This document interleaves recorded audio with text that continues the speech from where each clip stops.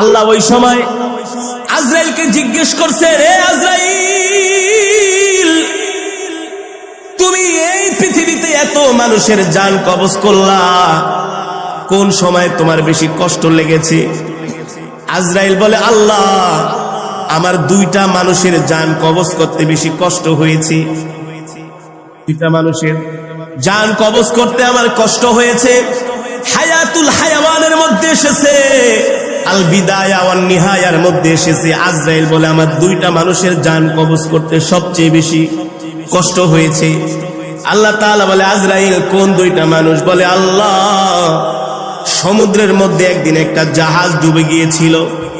ওই জাহাজের মধ্যে একজন গর্ভবতী মহিলা ছিল, সে ছিল প্রেগনেন্ট।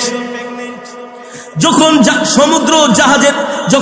সমুদ্রের মধ্যে জাহাজটা ডুবে গেল, নদীর তরঙ্গমালা ঢেউগুলো জাহাজটাকে যখন একেবারে বাড়ি দিতে শুরু করলো, জাহাজটা ফেটে চূর্ণ বিচূর্ণ হয়ে গেল।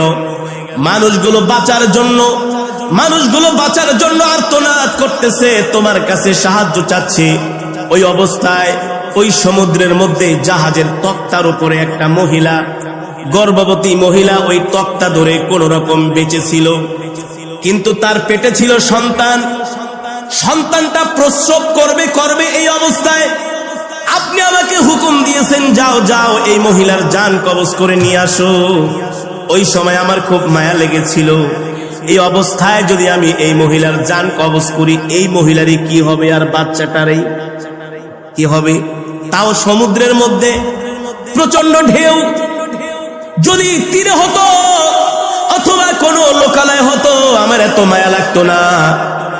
আজরাইল বলো, ওই সময় আমার খুব মায়া লেগেছে যে এই মহিলার সন্তানের কি অবস্থা হবে আর মহিলার কি অবস্থা হবে। আজরাইল বলে, আল্লাহ, আমার হাতে তো কোনো ক্ষমতা নাই, সর্বময় ক্ষমতার মালিক কি? আর